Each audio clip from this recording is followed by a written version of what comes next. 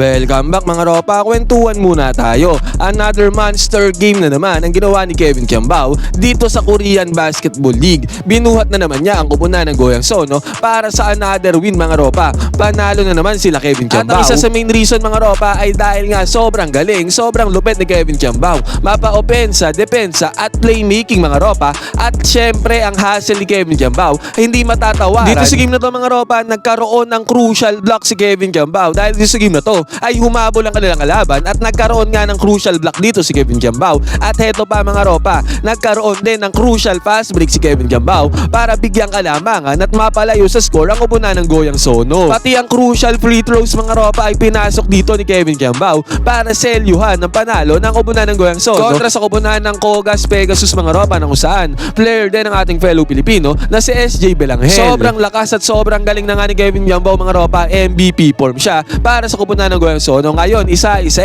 may natin ang mga pambihirang diskarte na ginawa ni Kevin Kiambao para ipanalo ang kupunan ng Goyang Sono. Ito ang game analysis at breakdown. Goyang Sono versus kupunan ng Kogas Pegasus. Simulan na natin to. Okay, game. Ngayon mga ropa, dito sa game na to, starting 5 ang ating dalawang fellow Filipinos, si SJ Belanghel at si Kevin Kiambao. At dito sa unang possession ng Goyang Sono mga ropa, Kevin Kiambao kaagad napasahan ng bola dito. Tingnan muna natin ang defense ang ginamit ng kupunan ng Kogas Pegasus dito sa game na to. Man-to-man zone defense yan mga ropa. At ang ginawang move dito ni Kevin Kiambao mga ropa, inatake niya dito yung man-to-man zone defense sa kupunan ng Kogas Pegasus. Agarang nag-react yung zone defense dito ng Kogas Pegasus against kay Kevin Kiambao. At open na open yung kakampi ni Kevin Kiambao dito sa may left side corner 3-pointer. At good read ang ginawa dito ni Kevin Kiambao mga ropa para i-kick out yung bola papunta sa may left side corner 3-pointer. At dahil na-attract ni Kevin Kiambao yung mga defenders dito ng kupunan ng Kogas Pegasus, good breakdown sa depensa. 3-pointer para sa kupunan ng Goyang Sono mga ropa, courtesy sa pag-penetrate sa depensa at pagandang pasa ni Kevin Kiambao.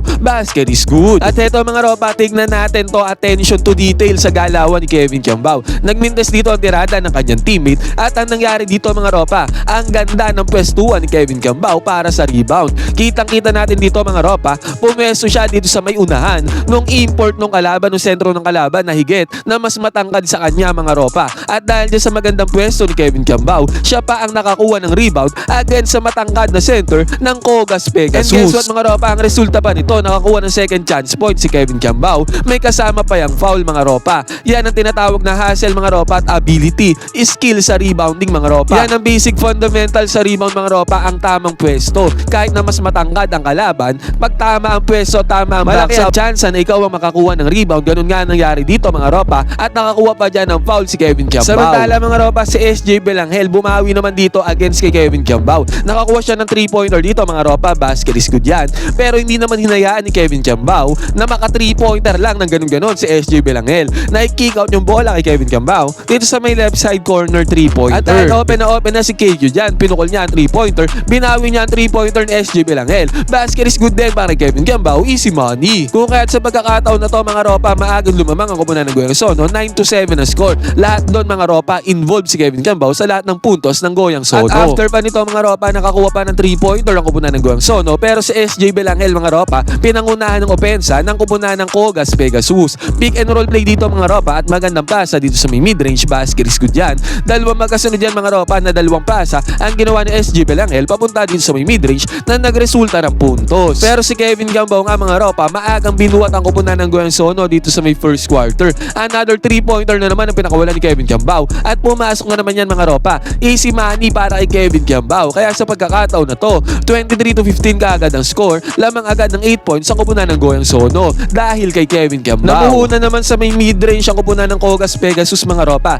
at after ng mid-range na yan, nakakuha pa ng 3-pointer ang center nila dito sa may top of the key. Tinapos naman ng Goyang Sono ang first quarter mga ropa sa layup na to. Pumasok yan mga ropa, kaya ang first quarter na to natapos sa score na 25-20, lamang ng 5 points sa kupunan ng Goyang. Pagpasok naman ng second quarter mga ropa, agarang nabigyan ng depensa ni Kevin Kiambao doon sa ilalim. Pinanis siya doon sa ilalim mga ropa, puntos dito ng kupunan ng Kogas. At still mga ropa, man-to-man zone defense pa din ang nilalaro ng kupunan ng Kogas dito against sa kupunan ng Goyang Sono. Natrap ulit si Kevin Kiambao dito sa may gitna, pero nagawa niya ng paraan mga ropa nang may kick out niya ang bola dito sa may top of the key 3-pointer at naging assist pa yan para kay Kevin Kiambao. Basket is good ang long range bomb. Yun nga lang mga ropa, nabigyan ng Goyang Sono dito sa pick and pop lane ng Kogas. Nagpop dito yung sentro ng kupunan ng Kogas na may shooting sa may 3-point area. Easy 3 points ka kagad yan mga ropa, basket is good. Kaya 30-29 na score dito mga ropa. Isang puntos na lang ang lamang dito ng kupunan ng Goyang Sono. Pero madali naman nakapuntos ang kupunan ng Goyang Sono sa may zone defense dito ng Kogas mga ropa, 3-pointer din.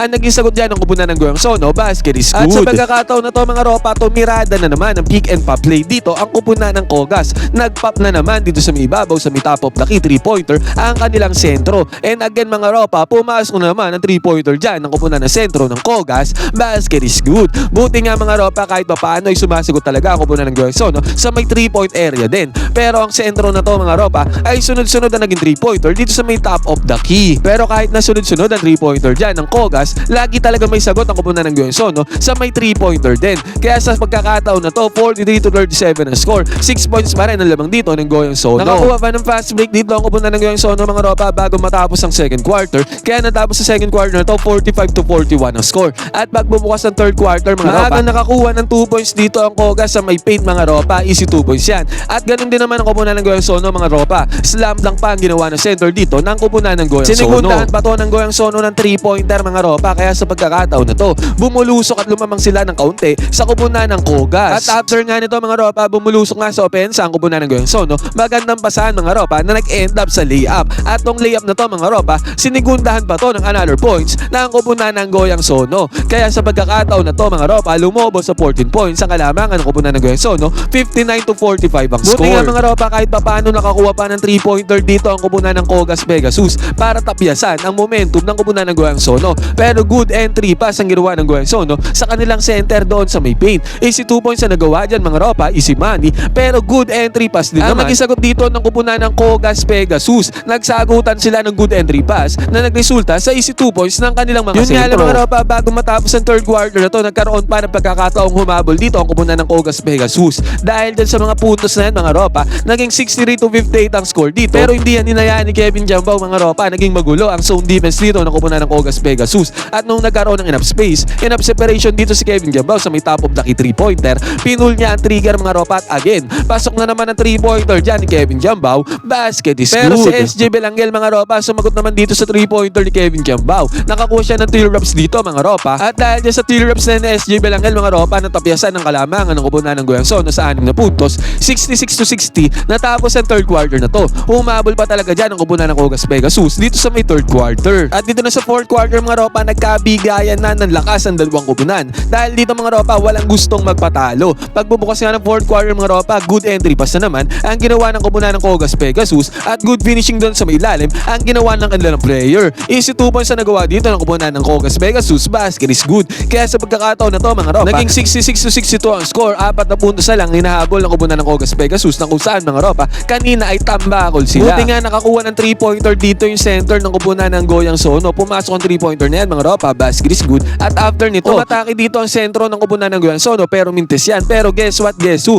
Kung sino ang nandito sa may rebound, walang iba mga ropa kundi si Kevin Kiambao. Nakakuha na naman ng second chance points dyan si Kevin Kiambao. Grabe si KQ mga ropa, grabe ang rebound na to para makuha pa niya ang second chance points. Sumagot naman ng Kogas Pegasus mga ropa sa kanilang long range bomb, pumasok yan. At sa pagkakataon na to mga ropa, pumasok na tayo sa crunch time na kung saan 6 na puntos lang ang lamang dito ng kupunan ng Goyang Sono. And again mga ropa, nagkaroon na naman ng possession ng kupunan ng Kogas Pegasus doon sa may ilalim. Pero harap-harapang sinupalpal yan ni Kevin Kiambao. Good luck ang ginawa dito ni Kevin Kiambao mga ropa, kasi possible if ever na pumasok ang tirada na yan ng kupunan ng Kogas Pegasus, talagang makakabol sila dito sa puntos against sa kupunan ng Goyang Sono. Pero dahil nga tinapal yan ni Kevin Kiambao, burado ang tsansa na yun. Pero grabe naman ang ginawa dito ni SJ Belangel mga ropa. Nakakuha siya dito ng running 3-pointer sa may right wing 3-pointer mga ropa. Kahit na may bantay dyan si SJ Belangel, pinanis niya ang bantay dyan mga ropa sa napakahirap na tira na to. Crucial din ang 3-pointer na yan para kay SJ mga ropa, basket is good yan.